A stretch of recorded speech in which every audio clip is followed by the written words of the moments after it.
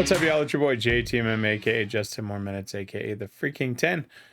Back again, and this time we're back with Sabaton, History of Rise of Evil. So the rise of Adolf Hitler. This is one I'm actually looking forward to, as I've never really looked at the history of Hitler. More of just, the overall knowledge of what he did. But like I mentioned in the song, when it said former prisoner, never even knew that. So I'm very curious to see where this goes and where they take it. So let's switch it up. Let's check it out. Him from Sabaton. And this is Sabaton history.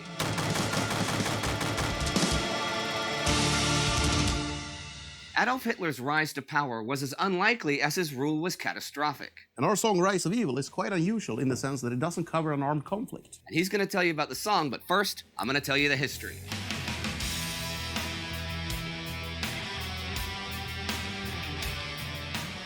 Now we're just getting started. We have the power, and we're not going to give it up again. With these prescient words, Adolf Hitler greeted his party members on February 5th, 1933, a few days after he was officially declared the new Chancellor of Germany. The National Socialists, his party, known also as the NSDAP, or the Nazi Party, is now the biggest party in the Reichstag, the parliament, with 33% of the seats. Now, the Communist Party has 16.9%.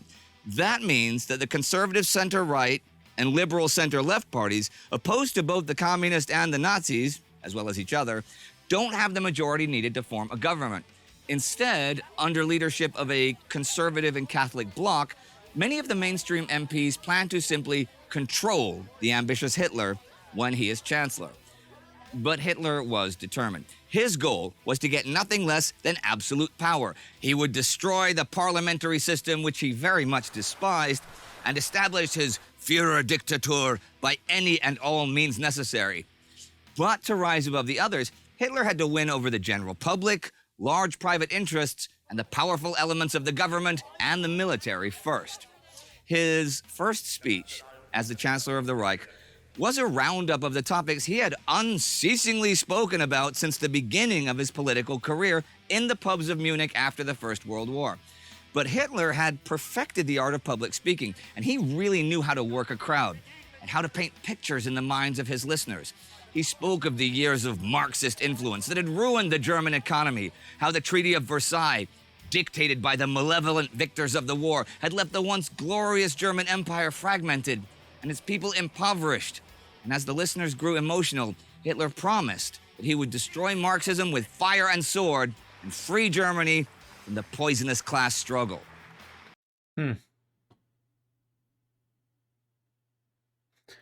It's fascinating to hear this, because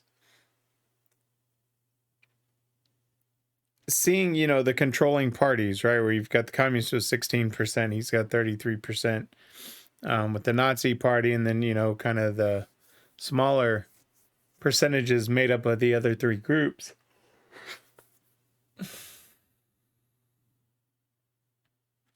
It's fascinating in the sense because, you don't win over and you don't get to where you are unless, A, you can really, sway people.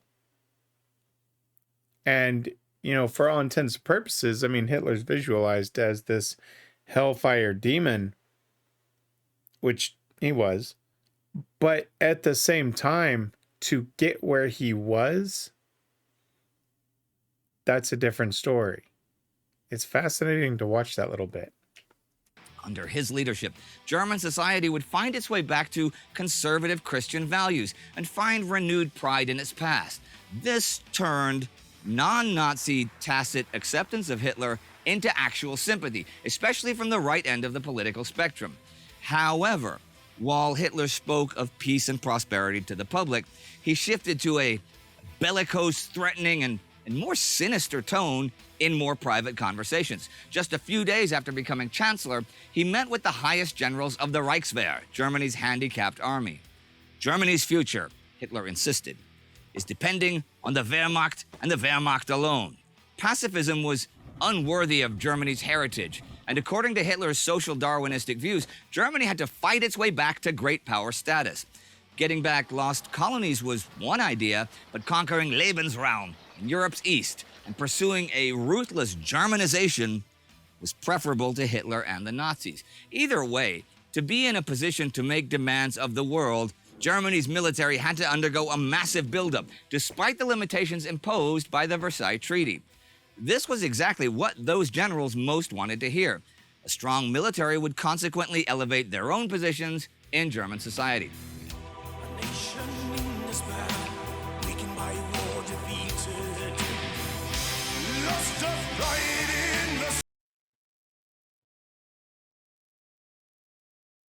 You know, hearing this, it's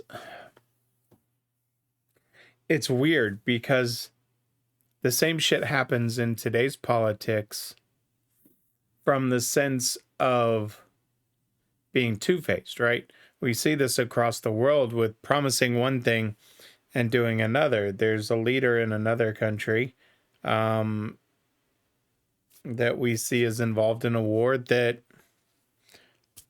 very similar in that sense, right?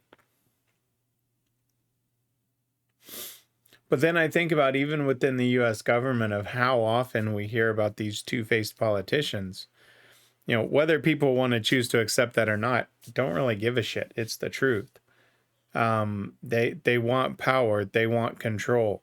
You know, for all intents and purposes, they don't get into politics for that reason. But once they get a taste of it and they get a taste of that power, that control, that money, intentions go out the door. You see it all the time. And they want to hold on to it. And if that means that they have to be two-faced, then they're two-faced. It's one of those things where, you know,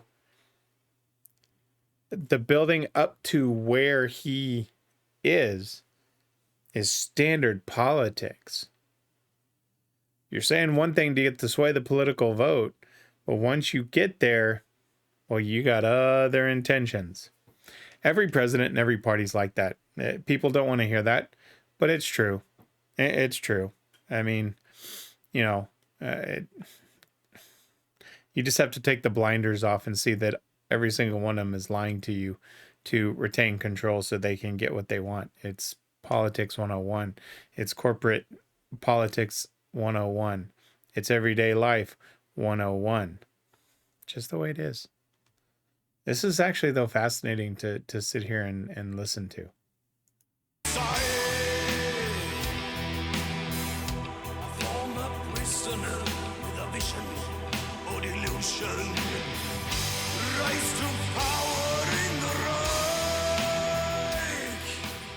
As the next step, Hitler met with another powerful group, the industrials. Many shareholders of the big companies, such as IG Farben or Krupp, were initially distrustful of Hitler and his party, especially the word socialist in National Socialist Party. That had a lot of them worried that radical economic changes that would negatively affect them were on the horizon. Mm-hmm. Today, in 2019, there is still a debate among historians as to how socialists, the National Socialists, actually were. In terms of social policy, they were on the extreme reactionary right. Opinions vary as to their economic policy, and they likely always will. But one thing was pretty certain about the party back then. The NSDAP was broke. Election campaigns are expensive, and the lavish style of the Nazis with all the uniforms, banners, and parades was a real drain on funds. Hitler convinced the industrials, though, that socialist was a rather flexible term and that their powerful position would go untouched under his rule. Instead, there would be a lot of new contracts for them from the armament industry. Again, Hitler's speaking skills transformed suspicious listeners to excited followers. And by the end of the meeting, the NSDAP coffers were filled with 3 million Reichsmarks. You got to spend money to make money, right? Mm-hmm. Now, with the support of both the military and industry, Hitler turned to his internal enemies. He made fellow Nazi Hermann Goering, famous World War I fighter pilot, and in 1933 president of the Reichstag and minister without portfolio, Reichskommissar of the Prussian Department of the Interior and minister-president of Prussia, which meant nothing less than that Goering now commanded both the police and the administration of the Prussian state. And he immediately purged both institutions of enemies of the Nazis and formed the Gestapo, the secret police.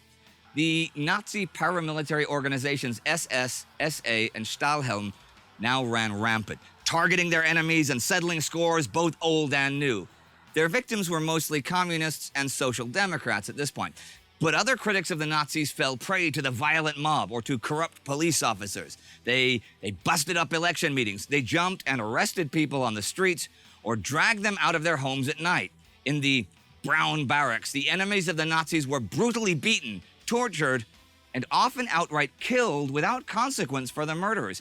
It was a brutal terror that swept the Prussian state, but was in fact only an omen of what was to come for the rest of the country once the Nazis got control of the entire government system.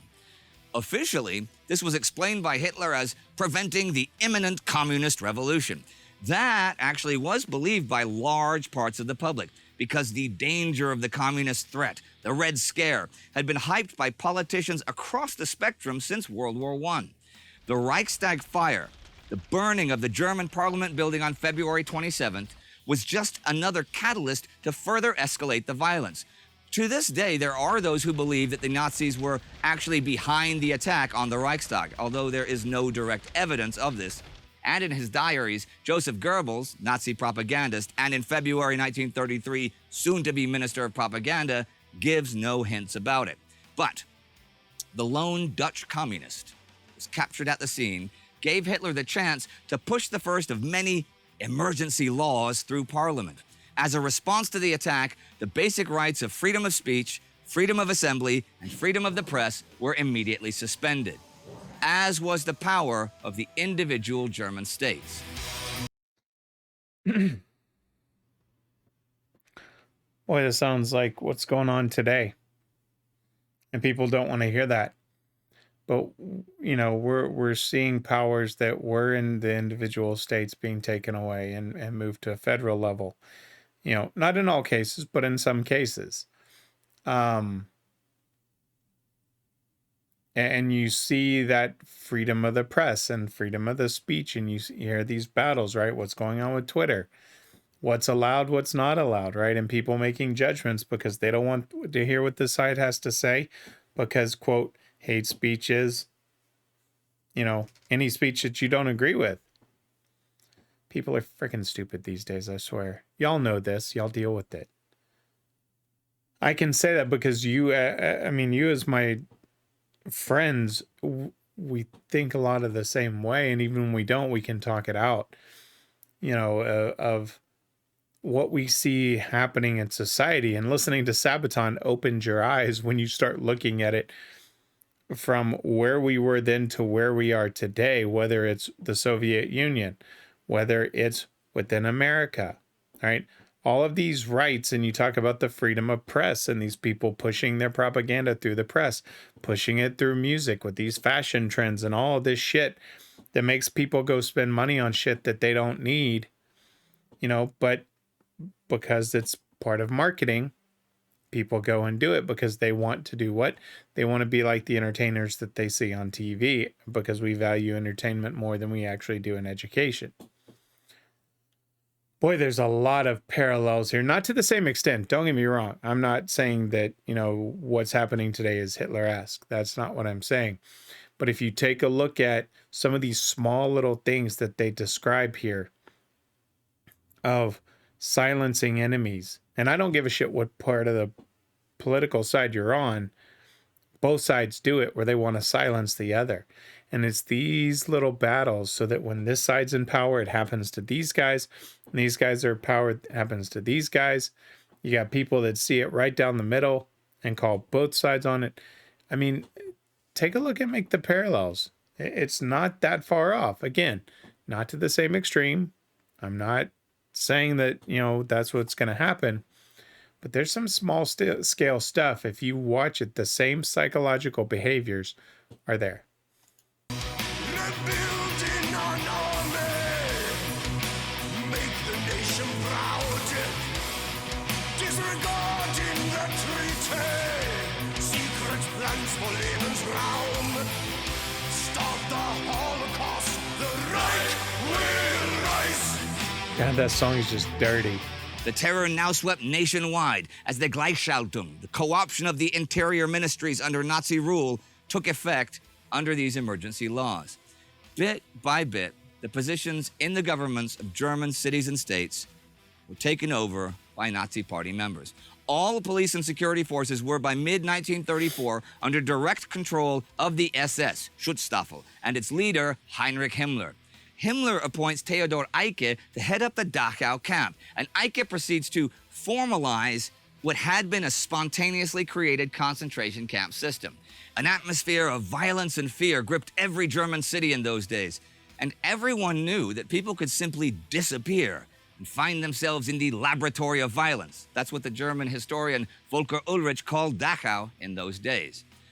Among those people who disappeared were Jews, the main villains in Hitler's worldview. Now, the takeover by Hitler triggered some rather negative reactions abroad. So the Nazis claim, with no evidence, that this is because Jews are spreading false stories of atrocities committed in Germany. In retaliation for the fictional crimes, on April 1st, 1933, the Nazis called for a nationwide boycott of Jewish stores, doctors, and lawyers. Although the boycott gains little traction and only really lasts for a day, Jews were now the official enemy of the state, and the legal discrimination against Jews was soon followed by physical violence. This was very unpopular with large parts of the general public, but there was no substantial resistance among the people either. Just apathy. The terror had already done its work, and the people were terrified. And the violence and discrimination against the Jews would only increase year by year until the pogroms of Kristallnacht of 1938, when Jews were killed or sent to camps by the thousands, their synagogues burned, their homes, prayer rooms, and graveyards destroyed. Beginning November 1938, they are incarcerated simply for being Jews. Back again in 1933, on May 1st, the National Socialist Party celebrated the Tag der Arbeit, Labor Day, as an official holiday with huge parades and tens of thousands of workers listening to Hitler's speeches on the radio. Hitler had promised to reduce the high unemployment rate by gigantic construction projects like the Autobahn. Fairly short-term solution, sure, but the idea worked, and the traditional left-leaning workers put their trust in Hitler. The next day, the last real threat to Nazi rule that could have united large parts of society, the unions, accepted their dissolution without a fight. Instead, the NSDAP had gained over 2 million members in just those 3 months of 1933 alone, and the Nazis had successfully destroyed any opposition to their rule. Everyone who thought Hitler controllable, everyone who thought the Nazis would never gain real power, and everyone who had hesitated to organize a coordinated resistance to the violence was now rendered powerless. The Nazis had taken control over every vital institution in Germany, and they were not about to give up that power. The swastika flew next to the national colors and would soon replace them as the flag of the German Reich. From the very beginning, Hitler had not only been determined to obtain absolute power, but he had also been completely open about his plans. His ambitions declared in his book Mein Kampf were by no means a secret, but nearly everybody had underestimated the ruthlessness of the former corporal from Austria. One party, one belief, one conviction, as Goebbels dictated. All other parties must be eradicated, and only the Nazi Party shall remain. Boy, this is scary.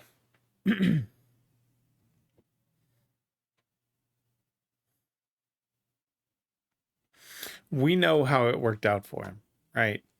That's not the scary part. The scary part, if you look at politics today, is the view where the other shouldn't exist. And that's not saying one side is right and one side is wrong. It's that for the ones that get TV time, they believe that the other side shouldn't exist. And they believe that the other side is destroying the country. And that's, both sides say that about each other. That's the part that scares me. And it's scared me for quite some time, because it's about control, and it's about this one belief, right? And this is where, my belief has always been that, this group takes over for 8 years, does what, is in their mindset. The other side then comes in for either 4 or 8 years, reduces and switches what the other had done to balance. And then the other side comes in after that to shift that balance back. And it's been this circle, right? For as long as America's been around, there's been this kind of circle to balance things out.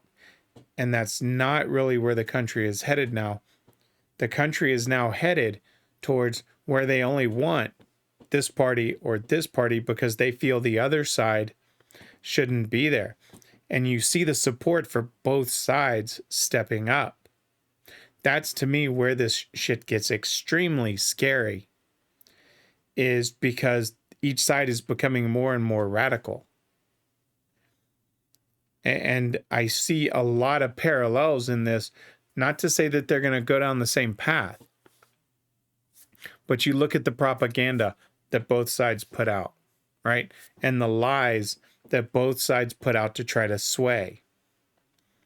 The dependency that both sides try to put out to say, oh, well, we'll benefit you in this way. And then you've got one side that says, oh, we'll benefit you in this way. And that these guys are trying to take this. I mean, they're using the same freaking tactics. If you listen to it at its core, it's politics 101 and it's scare tactics 101. And it goes on with exactly what he did. Oh, I wish people would just open their eyes to this shit. It's so obvious it's not even funny. Oh, maybe I'm off my rocker. Tell me in the comments if you think I'm off my rocker with this.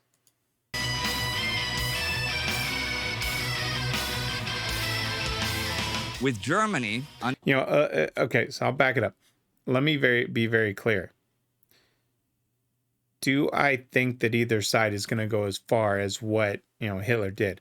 No, that's not what I'm saying. I don't think they're going to put people in camps and murder them and things like that as far as what this wacko job did. But what I do truly feel is at some point there's enough social pressure and there's enough ways that they can manipulate what happens in these people's daily lives, but they have no choice to switch either way. That's what I truly believe. With Germany under his control, Hitler moved on to the next phase of his grand vision. His gaze wandered outwards, across the borders drawn in 1919. The Fuhrer looked towards Austria, Czechoslovakia, Poland, and Lithuania, to the countries that he saw as bearing the stigma of the Versailles Treaty, nations where a large ethnic German population lived under what Hitler considered foreign rule. Reversing or breaking that treaty was the next step in Hitler's plans, but that would take time to prepare. And until then, Hitler had to rely on bait and switch tactics. Dishonesty was his weapon of choice, to test the weakness and the gullibility of the other European powers. While the Wehrmacht was preparing and rebuilding under the swastika, the Führer's plans for the expansion of the Third Reich were set in motion. Hitler was growing ready to wager Germany's future in an all-or-nothing gamble. There would be no 1918 ever again. Germany would return to glory, or it would perish. This is where... Oh, I'm so glad this episode came up. This helps me understand him from a psychological standpoint of where they were versus where he saw they should be. And we see this a lot with a lot of these leaders that step up into politics with these grand visions. And there is someone, again, that I said, that is currently ahead of a country that kind of takes the same tactics in some ways. With how he deals with other countries, namely Ukraine. I'll leave it at that. But I look at this and I look at see where he was and where he thought. And I get it. I don't agree with it. But from a psychological standpoint, 1918 scarred him. And this is, if you take it from just a psychological aspect of it, it makes a lot of sense, right? When you have that trauma and you have something that happens in your life that that changing point, that turning point that says, I no longer want to ever feel that way again. And you start making those changes. Now, for some people, it's good, right? For some people, they can go on. We always hear these heroic, right? Whether it's, my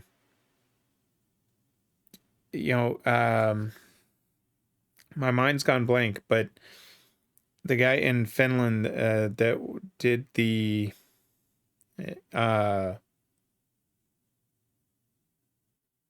that was the medic that kept going back and not going and not letting everybody down, Laurie. I can't remember the last name, so you'll have to forgive my memory. But that traumatic event that I talked about with him being adopted and feeling abandoned, he swore that he would never want to feel that again. So he turned that around and put it to good, and he never wanted to let those people down again. And I truly believe, listening to this, that treaty and what impact that had on Hitler from that standpoint probably drove this mindset that Germany, that national pride, would never be touched again.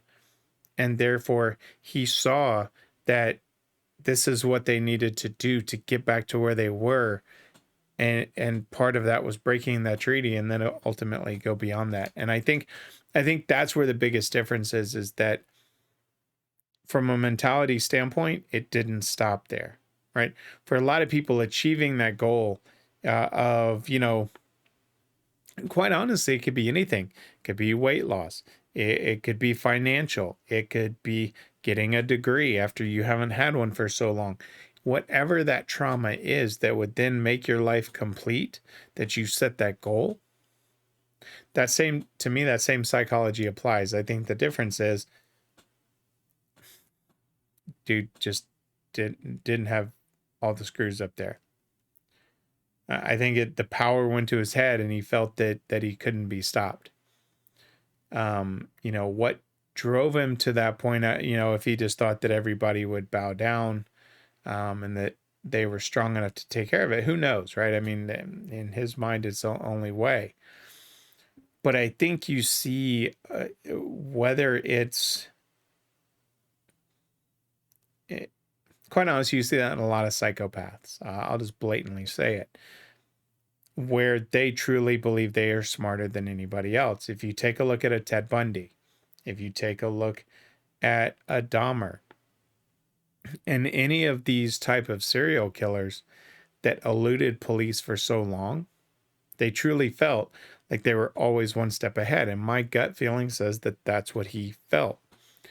And when he finally realized that he wasn't, and that it was going to come crashing down, we all know how things ended for him.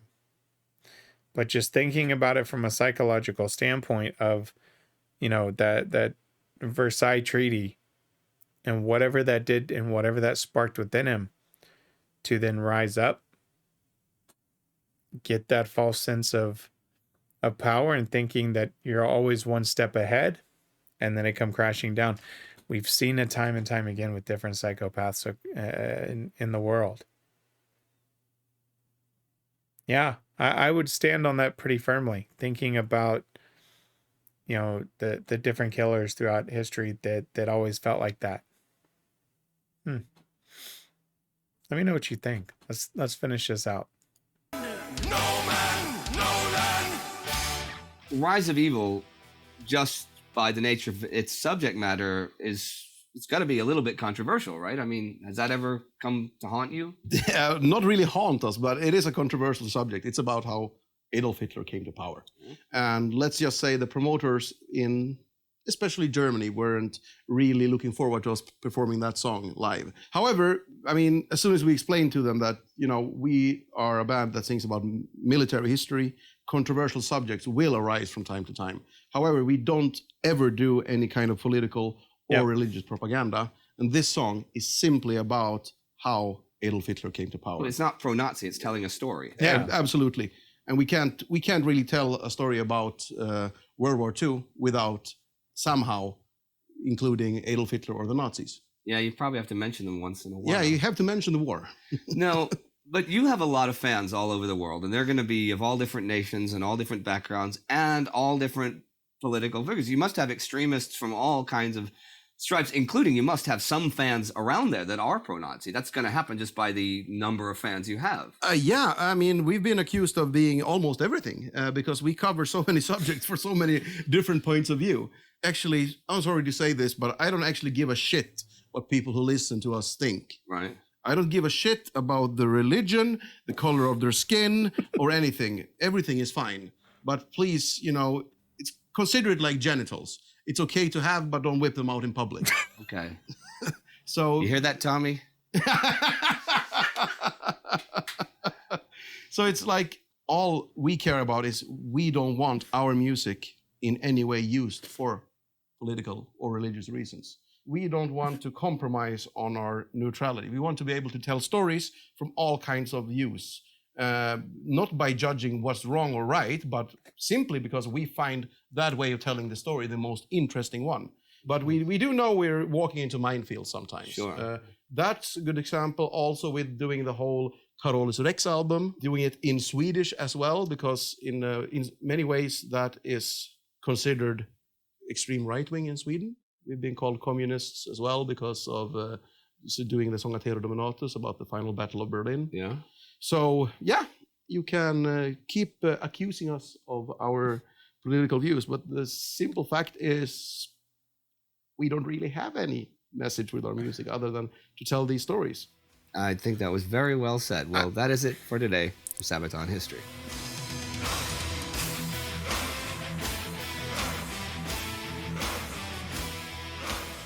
All right, everyone. Remember to support us on Patreon. Check out the other videos we got. They're good. And also, don't forget Time Ghost and World War II. Take care, everyone.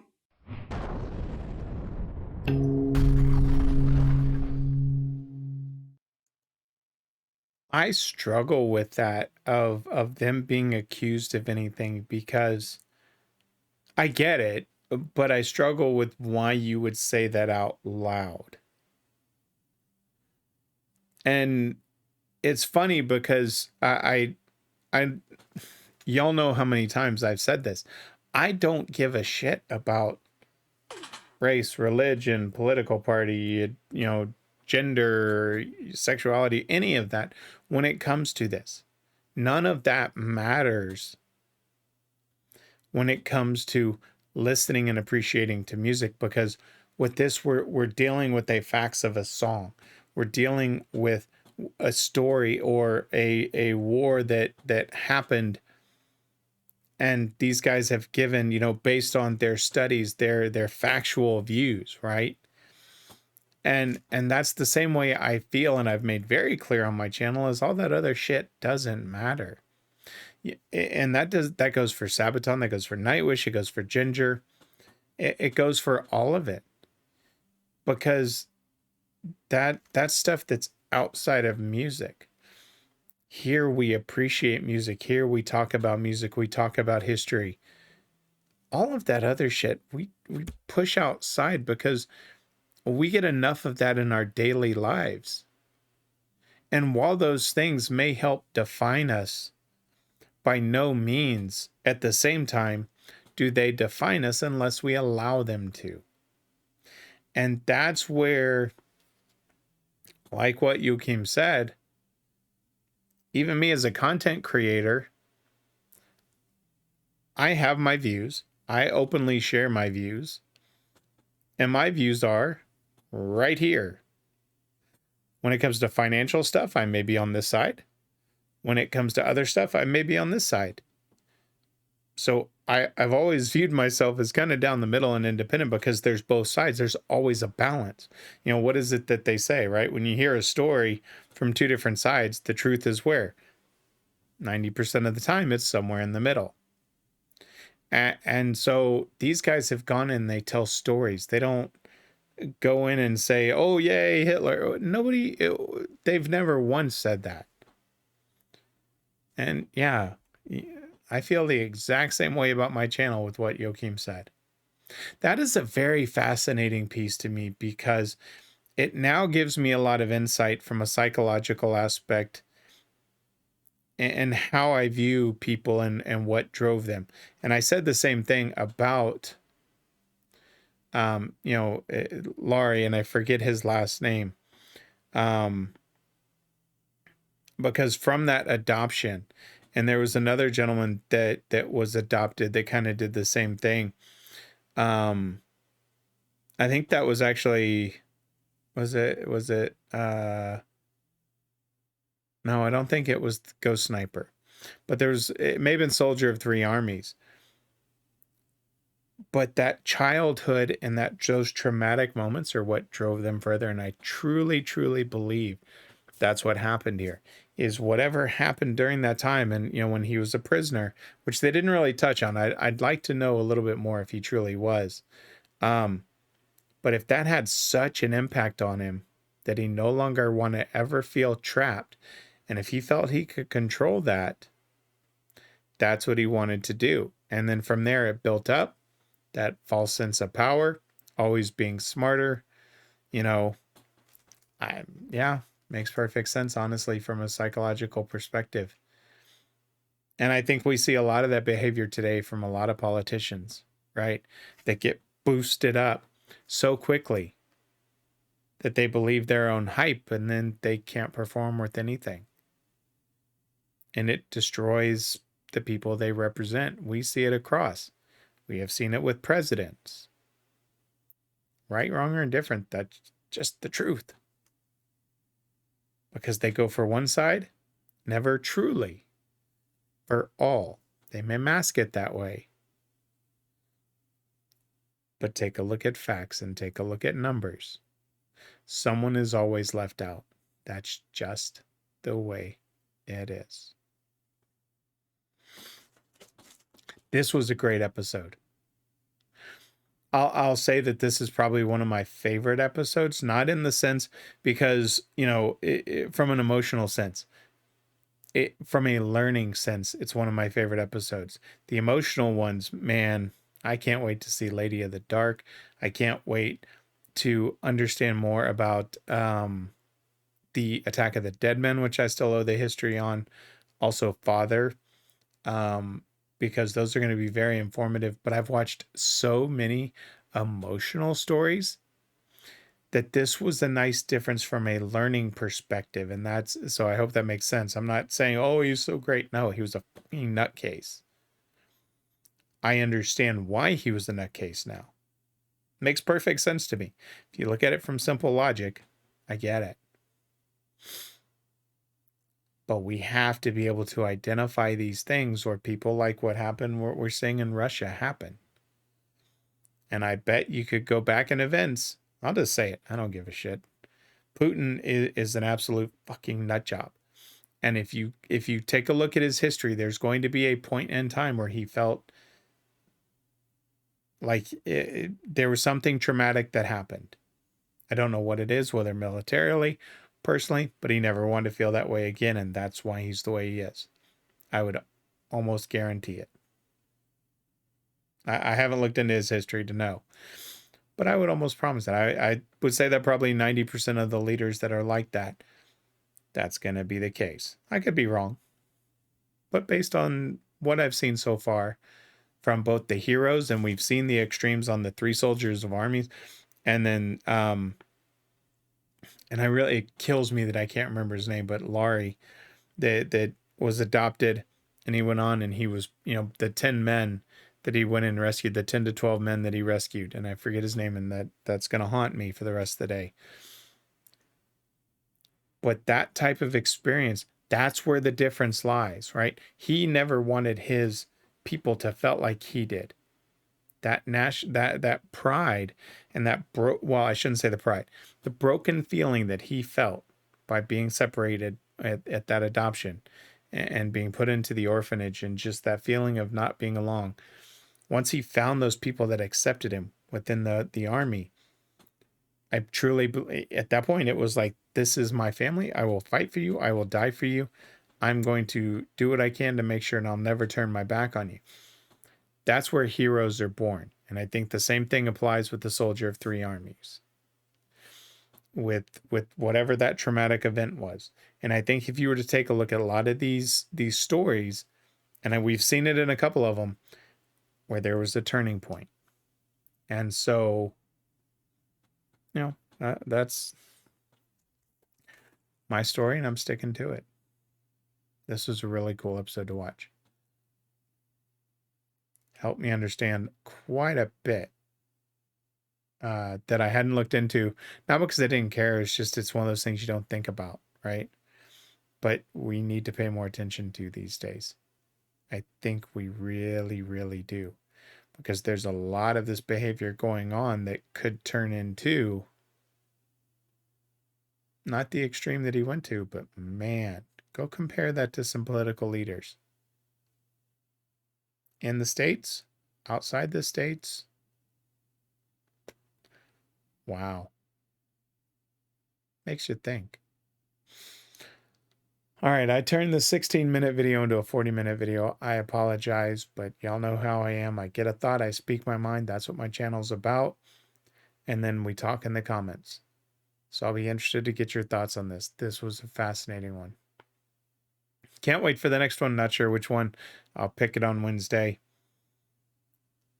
But I'm going to keep recording. So I'll keep getting them. Y'all know who I am and what I'm about. Like, subscribe, and share. I'm JTMM. I'm out.